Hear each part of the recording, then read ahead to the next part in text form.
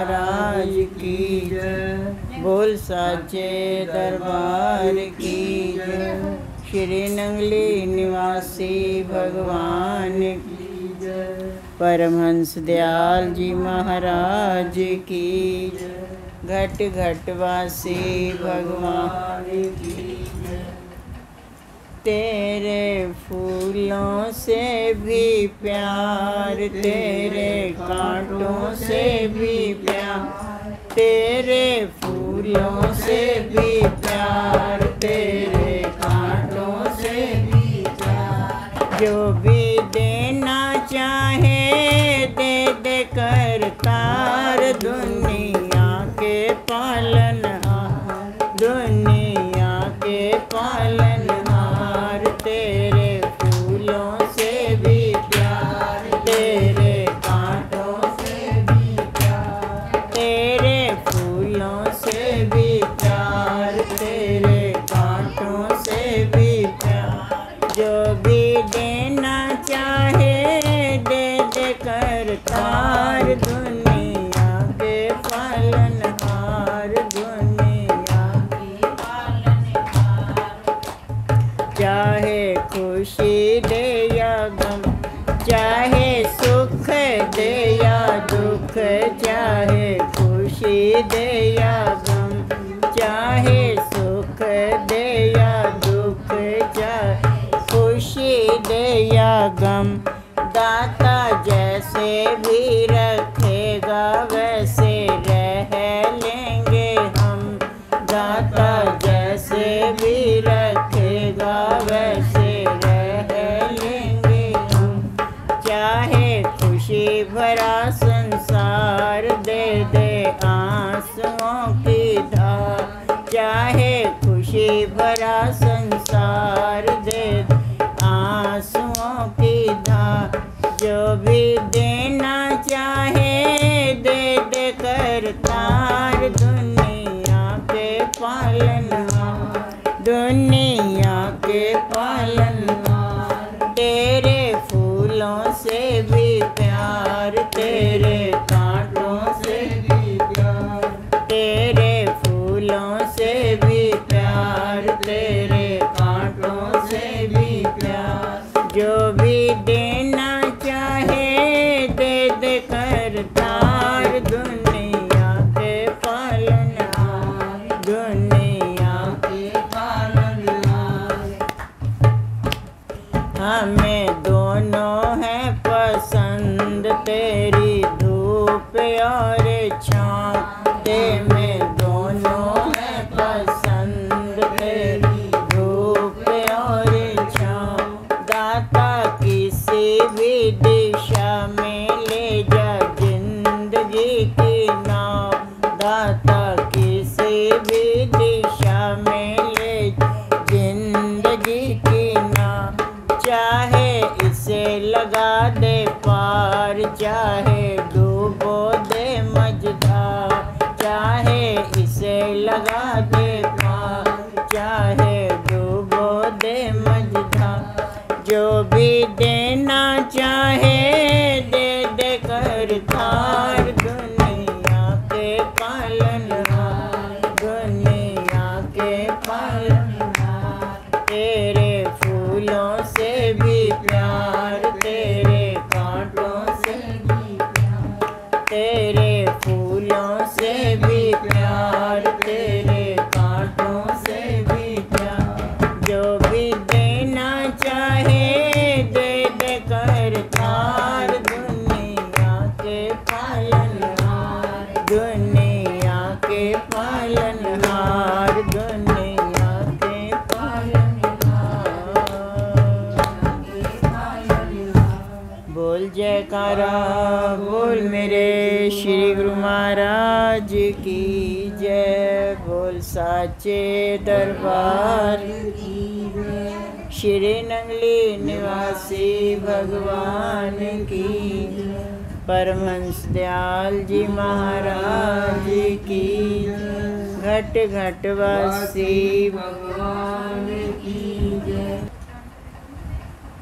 ये देखा जाए तो ये भजन ही अपने आप में बहुत बड़ा सत्संग है। सोचा जाए, केवल गा लेने से ही कोई ऐसी बात नहीं है, लेकिन अगर इसे को ध्यान से सोचा जाए एक एक शब्द को, तो ये अपने आप में ही पूर्ण है। हम सुख मांगते हैं और दुख आएंगे और वो हमें नहीं अच्छे लगते।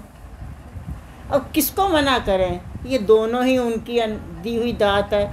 अगर हम हंस के दुख को भी गले लगाने की कोशिश करेंगे तो शायद वो हमसे जल्दी कट जाएंगे। आने तो हैं कर्मों के हिसाब से, पर वो जल्दी कट जाएंगे और सुख फिर जल्दी आ जाएंगे। आजकल ये आपका कोरोना काल चल रहा है, बड़ी आफत आई हुई है। ये बताओ ये क्यों बढ़ता जा रहा है?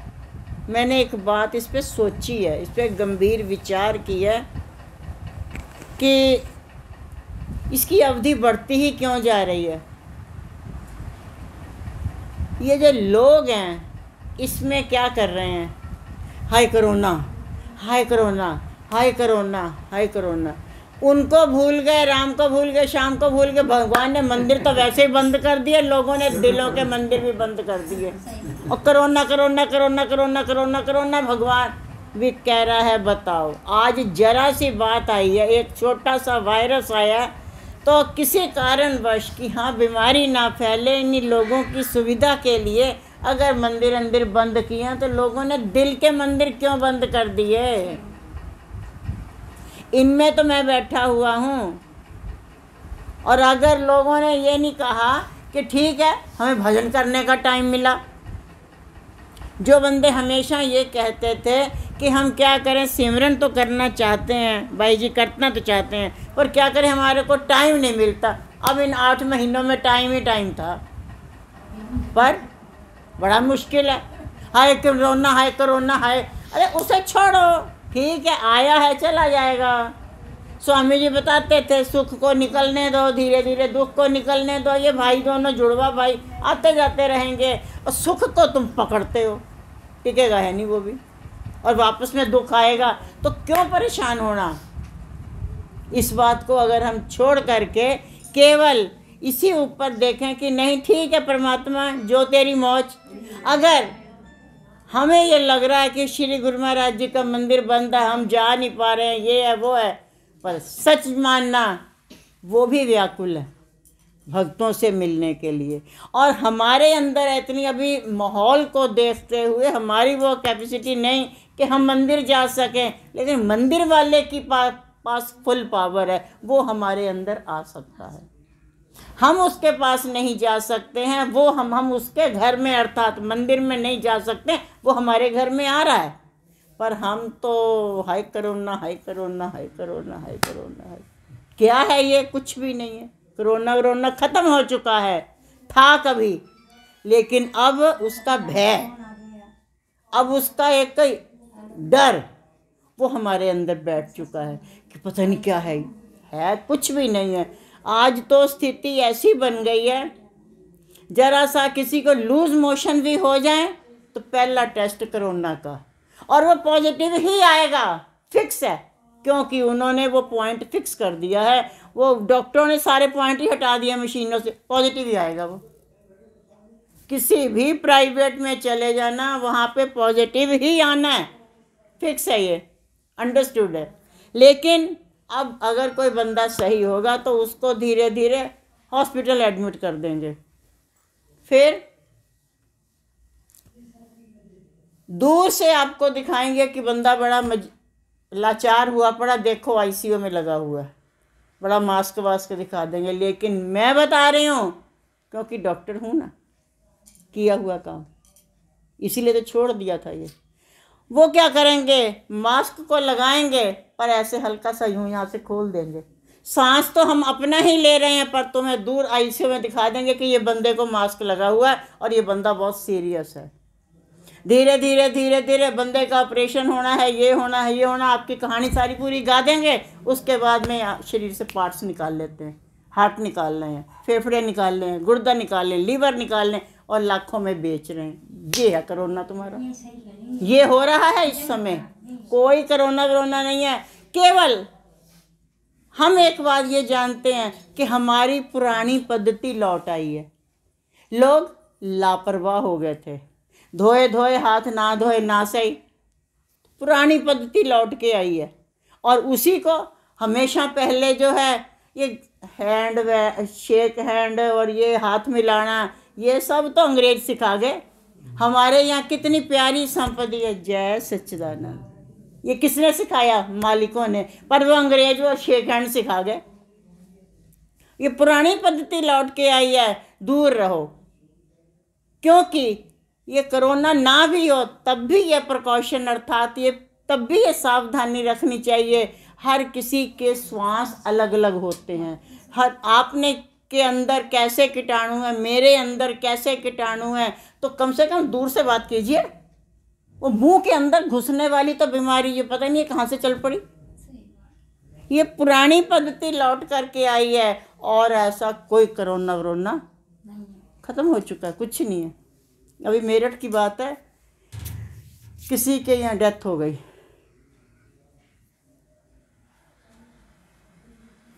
तो वो पैकिंग ऐसी कर देते हैं कि जी खोल नहीं पाएगा कोई। बेटी आई हुई थी बाहर से, शादीशुदा है, कहती चाहे कुछ हो जाए मुझे मैं इतनी दूर से आई हूँ ससुराल से, मुझे अपने बाप की लाश के दर्शन करने हैं। सब ने कहा नहीं खोलेंगे। वो कहते पैसा लेगा ना, पैसा ले ले पर दर्शन करूँगा, खोलो इसको। चेहरा खोला गया, वो पता चला कि वो मुजफ्फरनगर के किसी बुड्ढे की लाश थे। इसके बाप के तो अंदर पार्ट्स निकाले जा रहे थे। ये है तुम्हारा कोरोना। लोकेश का फ़ोन आया, सुनीता ने ये बात बोली, उसके पड़ोस की घटना है ये, आंखों देखी बिल्कुल। अब वो बिल पूरा तुम्हारा वो सब लपेट लपूट के दे देंगे, किसकी लाश किसको दे रहे, कौन किसका। लड़की ने कहा मैं इसकी भी कर दूंगी संस्कार, अगर इसका कोई नहीं है संस्कार मैं करूंगी, पर मुझे मेरा बाप चाहिए। तब पता चला, जब वो ज़्यादा ही अड़ गई तो पता चला कि उसकी किडनी निकाली जा रही थी। क्या है, कुछ ईमान रह गया? कुछ नहीं रह गया। और फिर भी हम कहेंगे ये समय तो फिर भी कम है, आने वाला समय इससे 3 गुना ज़्यादा खतरनाक आ रहा है। ये तो कुछ नहीं। आप लोग कहते हैं कब हटेगा कब हटेगा, क्योंकि हमारे अंदर एक बात है, हम बात को समझेंगे नहीं, बात को विचारेंगे नहीं, बात को सोचेंगे नहीं, करेंगे तो क्या करेंगे। हाय, ऐसे बैठने से, किसी ने गलती से कह दिया कि ऐसे बैठने से किडनी खराब हो जाती है। एक उदाहरण बता रही हूँ, ऐसे नहीं बैठने से किडनी खराब हो जाती ना, ऐसे नहीं बैठने से किडनी खराब हो जाती। अरे उनको कोई परेशानी थी, तब वो उनको दिक्कत थी किडनी में, तो उनको डॉक्टर ने बताया कि तुम ऐसे बैठोगे तो, पर ये प्रथा थोड़ी है, जैसे तुम्हारी मौज है बैठो। और तुम्हारे राजस्थान की ही एक बात है, कोई तुम्हारा यहीं का कोई त्यौहार व्यार था जो वहाँ खेतों में पितृ पूजने जाते हो, कौन सा होता है आप जाने। तो सारे पूरे परिवार की क्या पूरे पहले तो सारा गांव इकट्ठा होता था, तो सारा गांव इकट्ठा हो करके जो है चले भाई, तो एक बूढ़ी माता को ले लिया साथ, और बूढ़ी माता से ये कहा भी देख कई पितृ हमारे देवी देवता ऐसे भी वहाँ खेतों में बैठाए हुए हैं जिनको हम जानते नहीं हैं, तो ये बेबे हमारी साथ चलेगी ना, वो बेबे जो भी आप लोग कहते हो, तो ये जो साथ चलेगी तो परिचय करा देगी कि ये कौन से भगवान है, ये कौन से भगवान है, ये कौन से। अब बहू बेटियों ने कहा अम्मा तुम धीरे धीरे ढुनक ढुनक चलो, हम आती हैं पीछे। अब वो माता जो है लिए अपनी थलिया धीरे धीरे सोटी टेकती टेकती जा रही थी बेचारी। अब वो चलते चलते चलते चलते, वो थोड़ा दूर जाना था, उनके देवता थोड़े घर से दूरी पे थे, अब वो चलते चलते बेचारी को नंबर 1 जाना पड़ गया। और बेचारी ने वहीं मुंडेर पे थाली रखी, पानी रखा अपना जो भी था, और अपना काम किया, और काम करके हाथ धो के थाली चल पड़ी। पानी बह ही रहा था, वहीं से धोए हाथ और थाली उठाई चल दी बेचारी। अब बूढ़ी माता जब थाली उठा कर के हल्का सा चलने लगी तो हाथ उसका हल्का सा लुढ़क गया तो कुछ एक फूल गिर गए, सारे नहीं, 2-4 फूल गिर गए उसमें से। अब वो उठाने तो थे नहीं, गिर गए तो गिर गए, अब चल दिए आगे। अब माता आगे आगे अपनी ढुनकती हुई चली गई बेचारी। अब पीछे आई ये बहू बेटियाँ,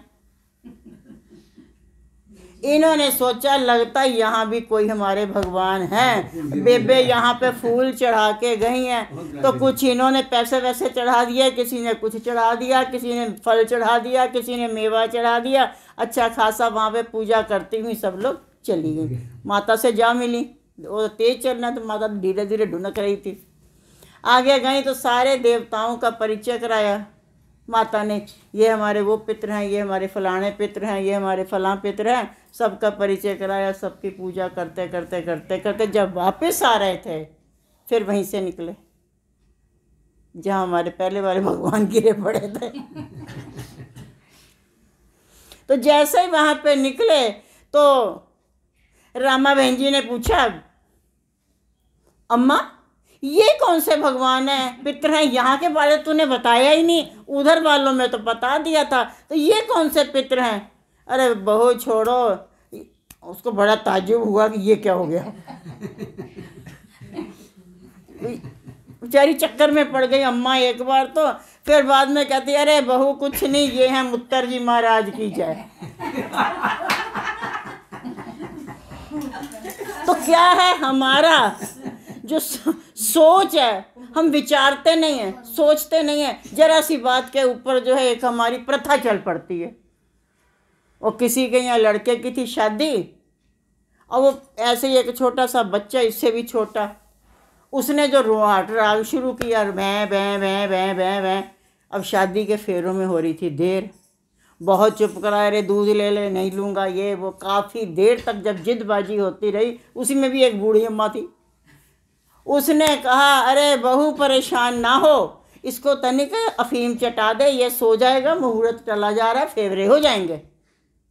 बैठे थे वहीं दूल्हा जी महाराज, उन्होंने सोचा कि शायद हमारे यहाँ की ये प्रथा है कि जब दूल्हे के फेरे होंगे तो किसी छोटे बच्चे को अफीम चटानी है, ये एक नियम बन गया। अब हर बार पूरे ख़ानदान में जब भी शादी हो तो एक नियम बन गया कि भाई वो बच्चे को अफीम चटानी है, तभी फेरे होंगे, नहीं तो फेरे नहीं होंगे। बात क्या थी? वो तो मजबूरी थी, तो अम्मा ने कह दिया अफीम चटा तो सो जाएगा, ये थोड़ी देर के लिए काम हो जाए। अब वो धीरे धीरे धीरे धीरे धीरे धीरे करते करते करते करते एक पीढ़ी ऐसी है जिसमें छोटा बच्चा नहीं था, उसमें जब शादी तो मामला अड़ गया। अब क्या करें, भी वो हमें अफीम चटानी है, ये शगुन है हमारे यहाँ। तो शगुन कैसे पूरा करें? पड़ोसियों का बच्चा लाया गया, भी अब अफीम चटा के शगुन करेंगे। अरे बहनी अपना बच्चा दे दो, हम ना इसको अफीम चटा के सुलाई दई तो वो फेरे हो जाए, नहीं तो मामला अटका पड़ा है। अब वो थे अफीम देने वाले थे नौसिखिया, दे दी ज़्यादा, वो तो ऐसा सोया के उठा ही नहीं। अब बताइए बात कहाँ थी, कहाँ से कहाँ कहते हैं बड़ी घटना घट गई।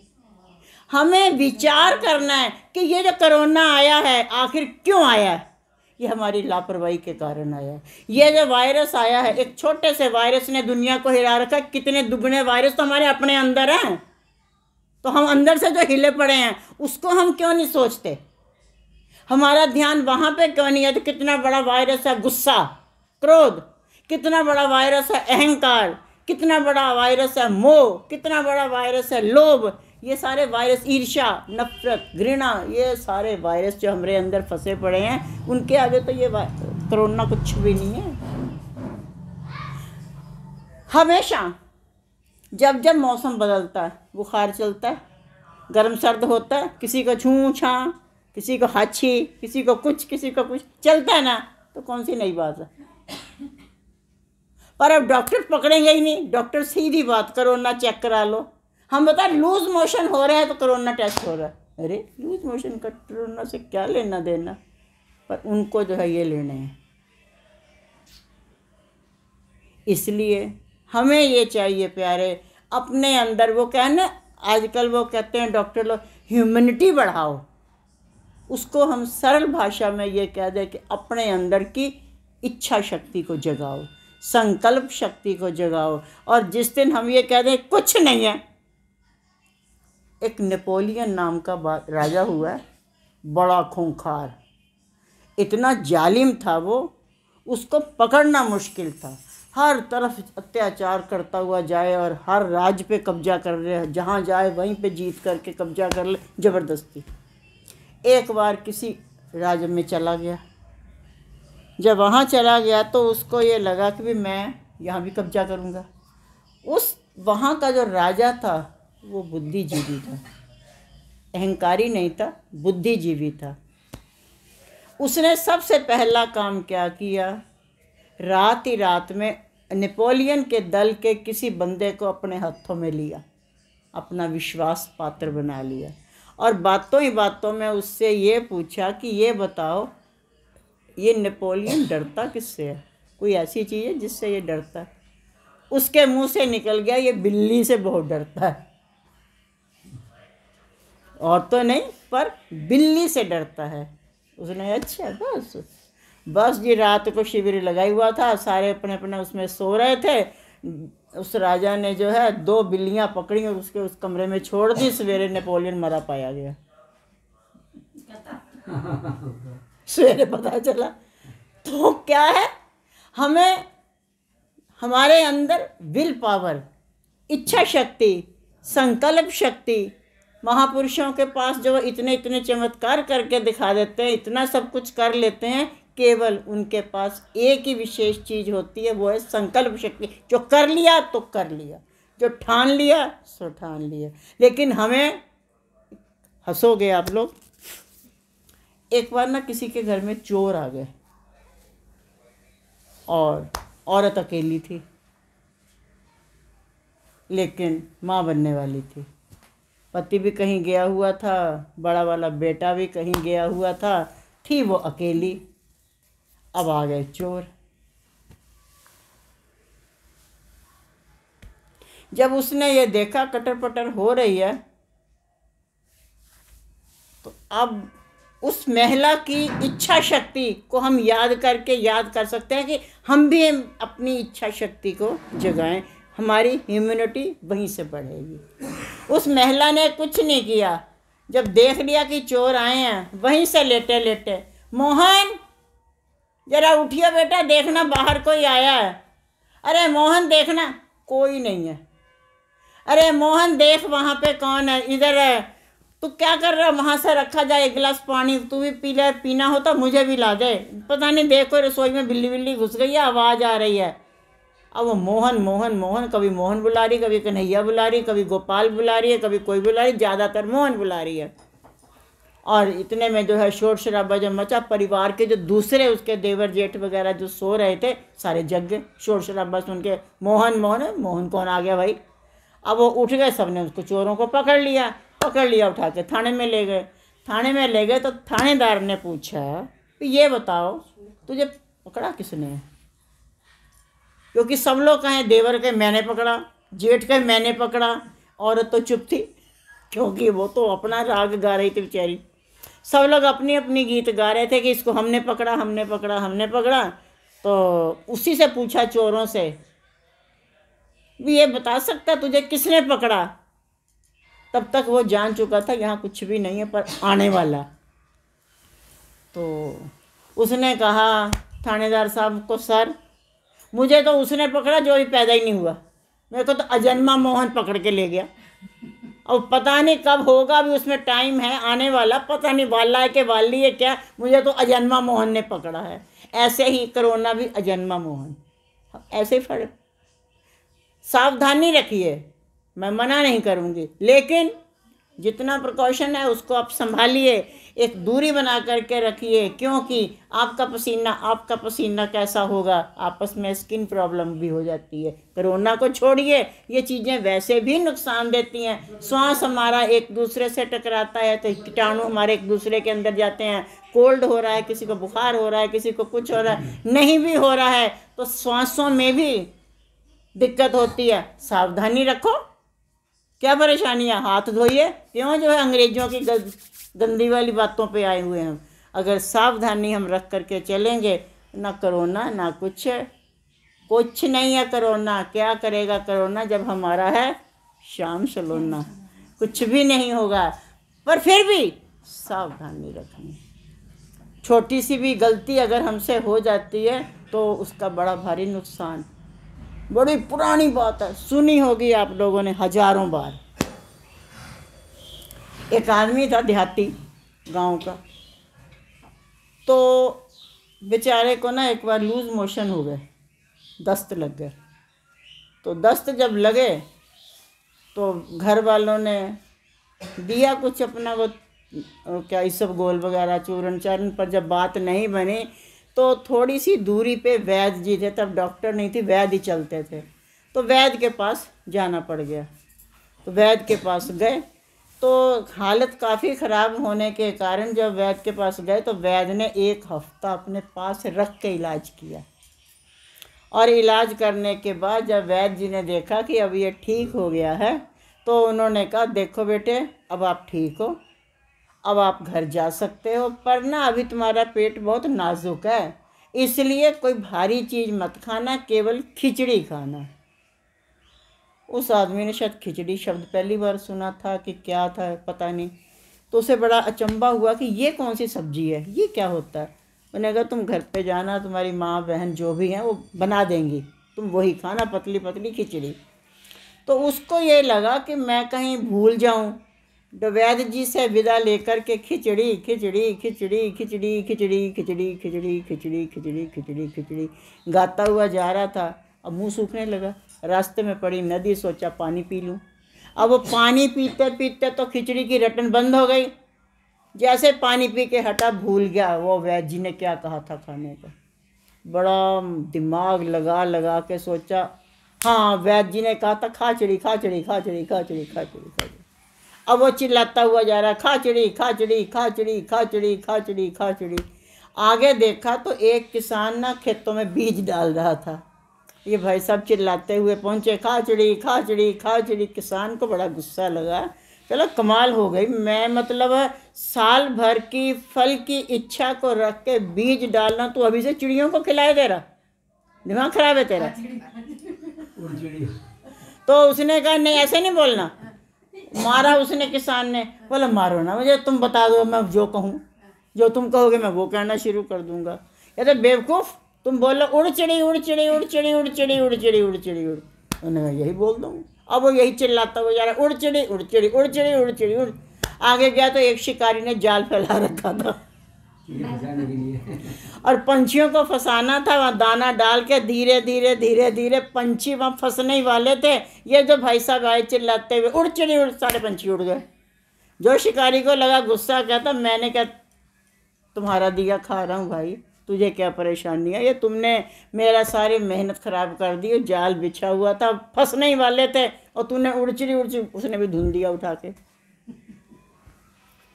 कहता मारो ना, मत मारो मुझे, मैं थक गया हूँ, तुम जो कहोगे मैं वो कर दूँगा। वो कहता बेवकूफ़ ऐसे मत कहो उड़चिड़ी उड़चिड़ी, तुम ये कहो आते जाओ फंसते जाओ, आते जाओ फंसते जाओ, आते जाओ फंसते जाओ। अच्छा भाई, अब यही बोलने लग गया, मतलब मेरे जाल में फंसते, आते जाओ फंसते जाओ, आते जाओ फंसते जाओ, आते जाओ फंसते। अब वो यही शोर मचाने लग गया, आते जाओ फंसते जाओ। आगे गए तो किसी कहीं से चोर चोरी करके आ रहे थे। इन्होंने जो नारा लगाया आते जाओ फंसते जाओ, आते जाओ फंसते जाओ, चोरों को लगा गुस्सा, उठा के धुन दिया, कहते तेरे बाप का घर थोड़ी लूट के आए हैं जो तुम्हें फंसा रहा है। और इसका शोर शराबा सुन के सारे लोग इकट्ठे हो गए, वो चोर पकड़े गए। खूब चोरों ने मारा इसको भी, तुमने हमें क्यों फंसाया, तेरे घर को तो हमने लूटा नहीं था, तूने ऐसे हमको क्यों कहा। उसने कहा अच्छा मुझे मारो तो मत, अब जो तुम कहोगे मैं वो कह दूंगा, बता दो कुछ तो बता दो। कहता तुम ये कहो कि ये रखो और ले आओ, मतलब ये चोरी का सामान रखो, जाके और चोरी करके ले आओ, ये रखो और ले आओ, ये रखो और ले आओ। अब इन्होंने बेचारे ने यही बोलना शुरू कर दिया, ये रखाओ और ले आओ, ये रखाओ और ले आओ, ये रखाओ और ले आओ। आगे गए तो किसी की अर्थी जा रही थी और ये शोर मचाते हुए जा रहे हैं, ये रखे आओ और ले आओ, ये रखाओ और ले आओ। उन्होंने अर्थी तो रखी एक किनारे, इसको धोना। हमारे घर का बंदा चला गया, तू अजीब आदमी है, कह रहा ये रखा और लिया, खूब कूट दिया उठको। बोले भाई मारो मत, मारो मत, मैं परेशान हूँ, जो तुम कहोगे मैं वो कहने लग जाऊँगा। कहता बेवकूफ़ ऐसे नहीं कहते हैं, तुम ये कहो कि ऐसा दिन तो भगवान किसी को ना दिखाए। कहता ठीक मैं यही कहूँगा, ऐसा दिन भगवान किसी को ना दिखाए, ऐसा दिन भगवान किसी को ना दिखाए। ऐसा दिन आगे गए तो किसी की बारात जा रही थी, ये बीच में चिल्लाते हुए गए ऐसा दिन भगवान किसी को ना दिखाए।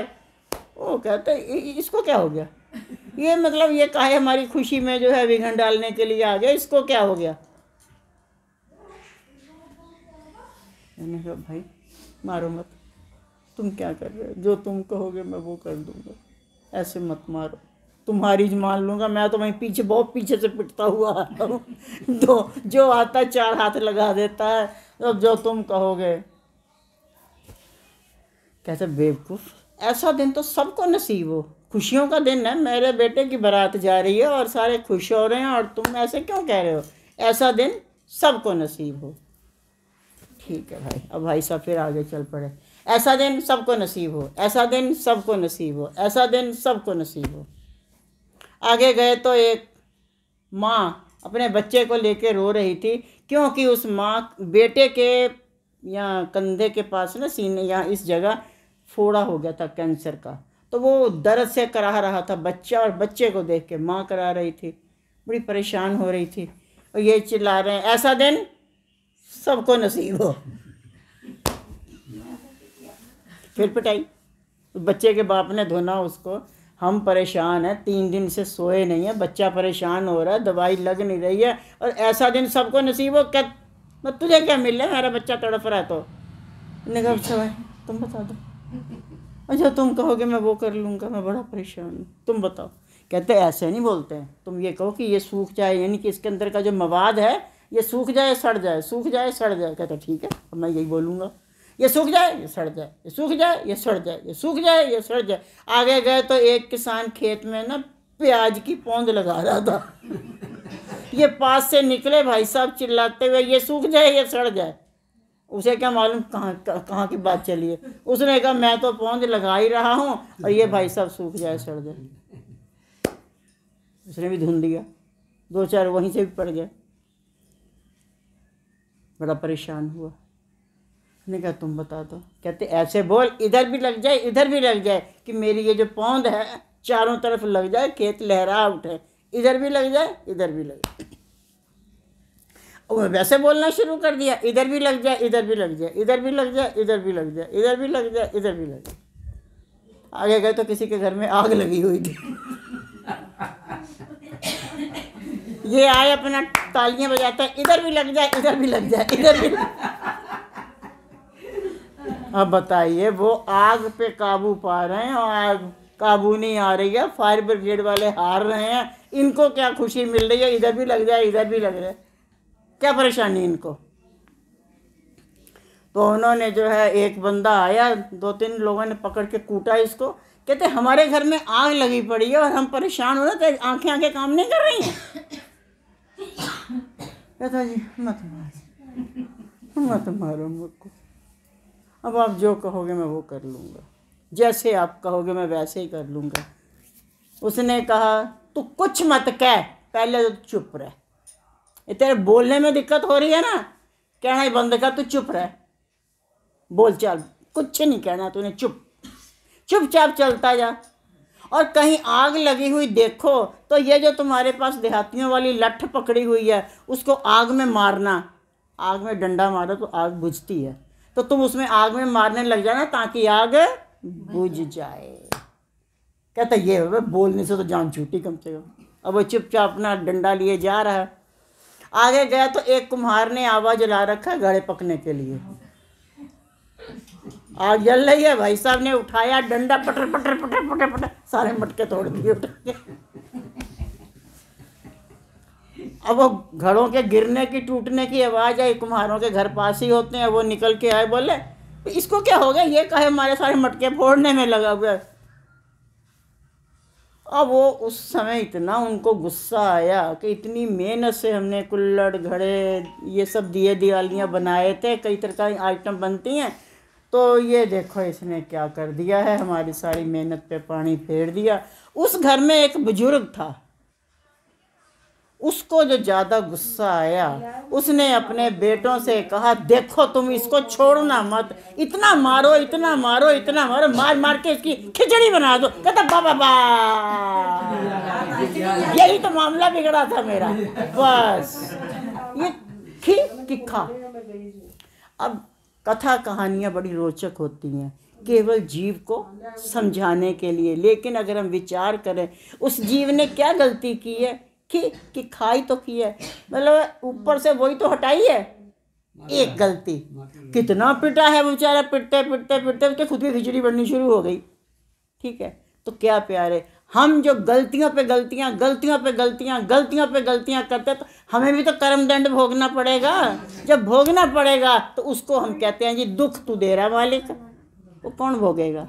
इसलिए दुख भी उन्हीं के दिए हुए हैं, नहीं बल्कि हम तो कहते हैं उनके दिए। दुख हमारे कर्मों के अनुसार है और सुख उनकी रहमत है।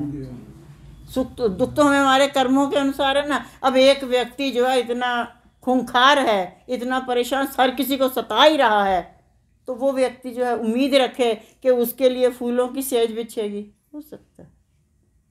नहीं हो पाएगा। तो प्यारे, ज़्यादा नहीं कहेंगे, हमेशा हमको अपने कर्मों पे नज़र रखते हुए सही ढंग से चलना है। जो जैसे चल रहा है चलने दो, अपना इस माहौल के अंदर भी देखते हुए अपनी सावधानी रखो, दूर से किसी को नहीं। ठीक है, राम राम जी, प्रणाम जी करिए, नमस्ते जी, कितना अच्छा, हाथ जुड़े हुए कितने सुंदर लगते। ये क्या थप्पड़ दिखा रहे हो? क्या है? कुछ नहीं। मेरे को तो शुरू में जब नया नया ये शेक हैंड चला ना, मेरे को अजीब लगता था, क्योंकि हम लोगों को तो यही सिखाया गया था। अब सरदार हैं तो मेरा सत श्री अकाल ये चलती थी, फिर आए जय सच्चिदानंद। अब वो जो है पहले ये जैसे ये आया तो हम डर से गए, मैंने कहा ये थप्पड़ क्यों दिखा रहा मुझे, मैंने ऐसा, तो मम्मी बोली ना हाथ मिला ले, मैं ना मिलाती हाथ। राम राम, बहुत अच्छी हमारी पद्धति कितनी अच्छी है। राम राम जी, नमस्ते जी, प्रणाम जी। और ये क्या है? पहले ही बंदा डर जाए कि पता नहीं क्या हो गया। पद्धति हमारी लौट करके आई है। कोरोना से नहीं डरना, कोरोना कुछ नहीं है, पर प्रिकॉशन को लेते हुए अर्थात सावधानियों को प्रयोग में लाते हुए हमने अपनी सावधानी को बरतना है और अंदर विल पावर को जगाना है। और जब हमारी विल पावर मजबूत हो जाएगी तो हमें कोई भी नहीं हिला सकेगा। और हमारी वो जरा सी बात, अच्छा एक बात बताइए, हम मान लो यहाँ से जब हम वृंदावन जाते हैं, उधर बरसाना, एक बार को अगर हम हिम्मत छोड़ दें तो क्या वहाँ बरसाने की सीढ़ियाँ चढ़ सकते हैं?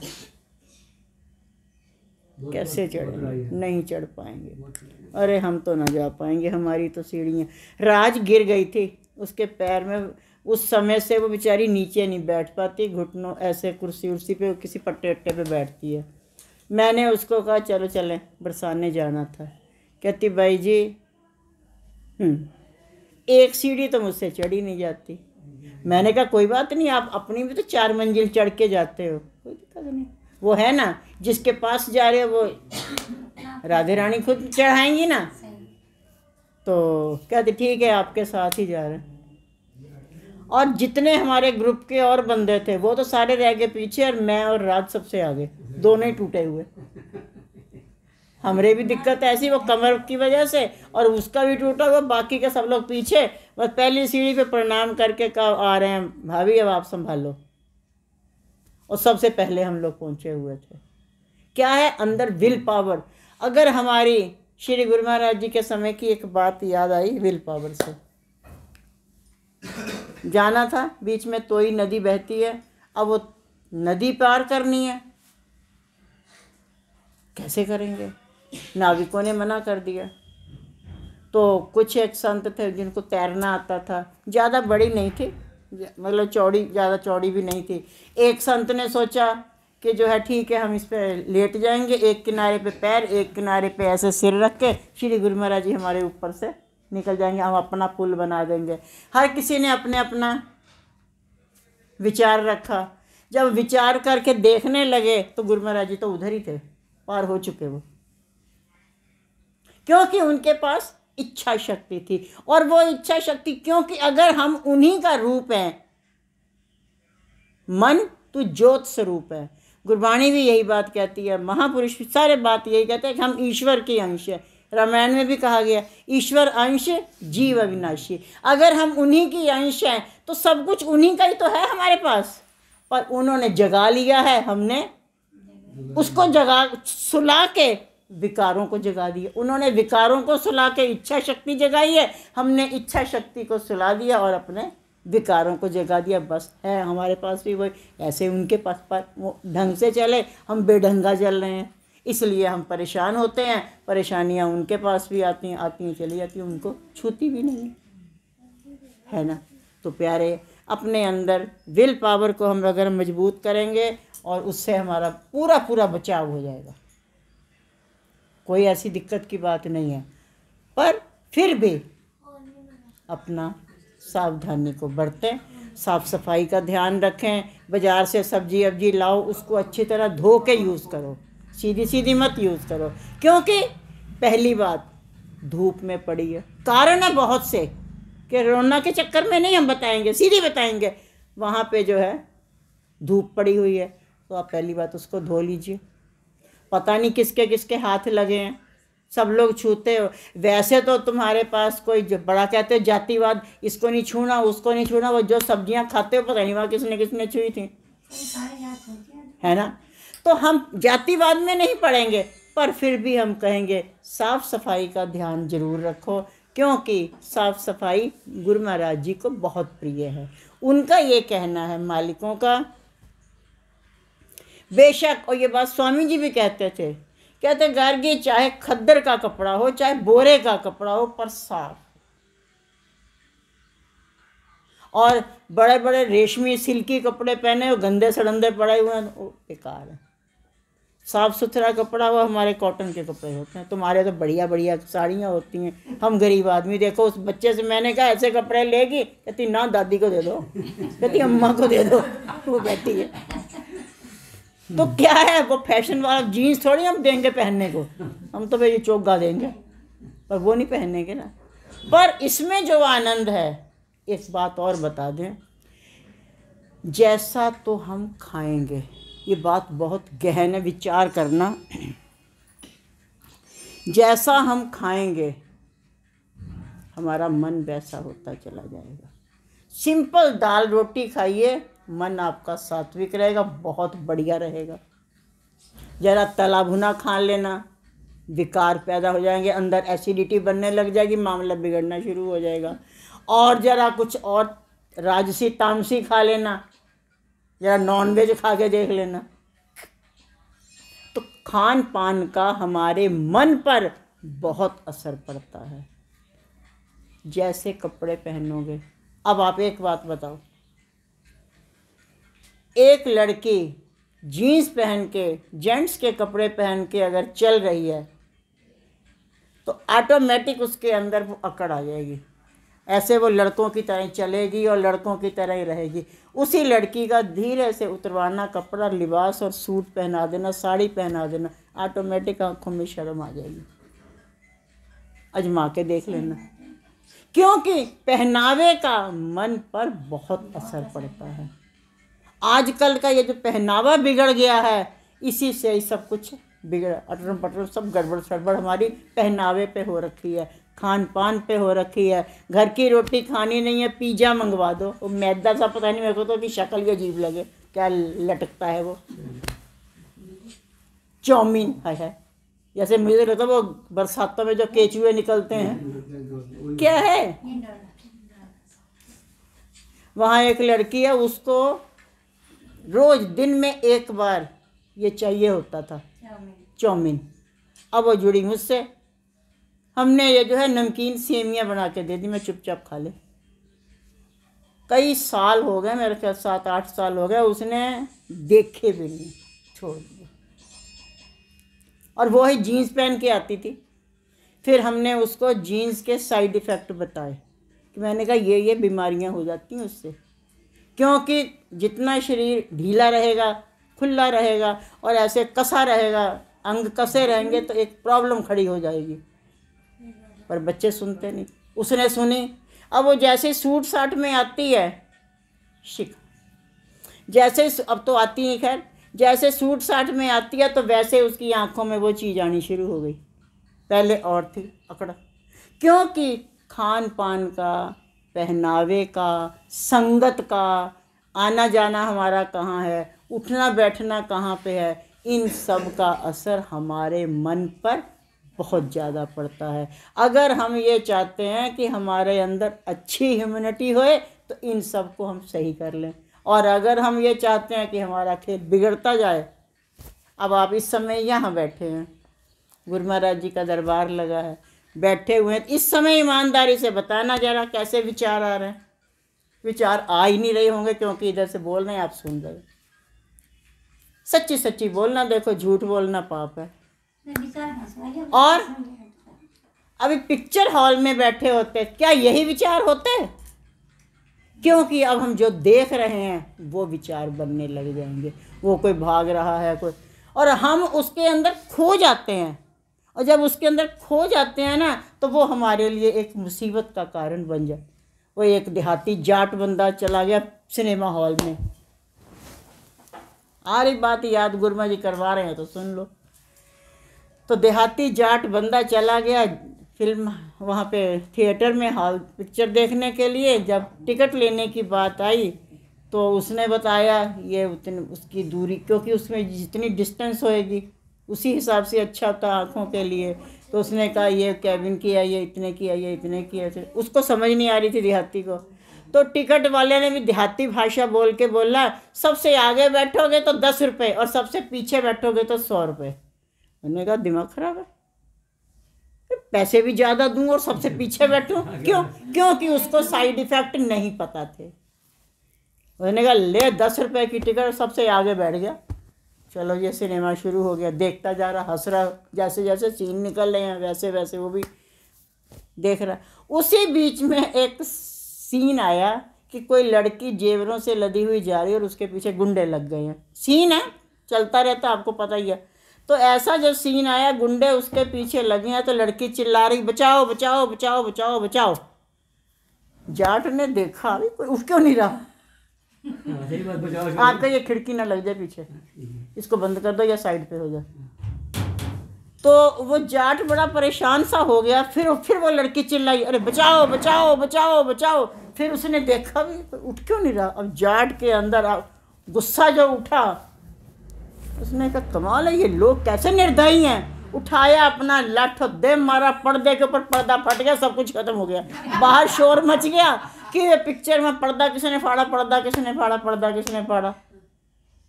तो वो आखिरकार उसे भी पकड़ा गया, कहता मैंने फाड़ा, मैंने उसको भगाया। मैंने किसको भगाया? कहते ये लोग कितने निर्दयी हैं, इनको शर्म नहीं आ रही थी। अरे वो लड़की परेशान है, चिल्ला रही है कि कैसे भाई हो बहन हो तुम, किसको तुम्हारी रिश्तेदार है कुछ है, तुम्हें तरस नहीं आ रहा? मारा एक ही डंडा, भाग गए, रुक दे 2-4 और जड़ देता मैं खींच के। उन्होंने कहा भाई ये सब कुछ ही भाग गया और लड़की भी भाग गई। उसने फिर डायरेक्टर ने समझाया कि भाई ये तो छाया थी, पिक्चर तो पीछे प्रोजेक्टर चला रहा है, काम तो वहाँ हो रहा है, ये तो छाया थी और तुमने छाया को सच मान लिया। कहता ओहो ये तो बड़ी भारी गलती होगी, मेरे से नुकसान हो गया। उससे क्या हुआ ये तो वो जाने, लेकिन यही गलती प्यारे हमसे भी हो रही है। वो मालिक प्रोजेक्टर उधर से चला रहा है, ये वह एक एक नमूने पैदा करके और एक से एक खेल बना रहा है, नई नई रचना कर रहा है, और हम उसको सच मान के मेरा मेरा मेरा ऐसे जुड़ रहे हैं। फिर हमारे लिए एक समस्या खड़ी हो जाती, जैसे उसकी पिटाई हुई तो ऐसे ही फिर हमारी भी कर्मों से धुनाई होती है। तो प्यारे वास्तविकता को समझना है, उसकी रचना को देखना है, सब उसी की कृपा है। जैसे भी वो रखेगा ये उसी की रहमत है। दुख में अगर वो रखेगा हमें तो साथ में वो भी दुखी होगा। अगर सुदामा जी दुखी थे तो ईमानदारी से बताना 100 आंसू कृष्ण भी रोए हैं द्वारिका में बैठे हुए। सुदामा अकेला एक बार रोया होगा, वो 10 बार रोए हैं।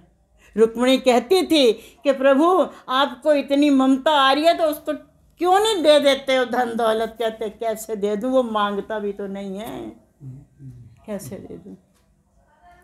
तो अगर सुख देंगे पर हम उसे भूल जाते हैं, दुख में तो याद करते हैं, सुख में भूल जाते हैं, तो हमारी भी तो गड़बड़ेशन चलती रहती है ना।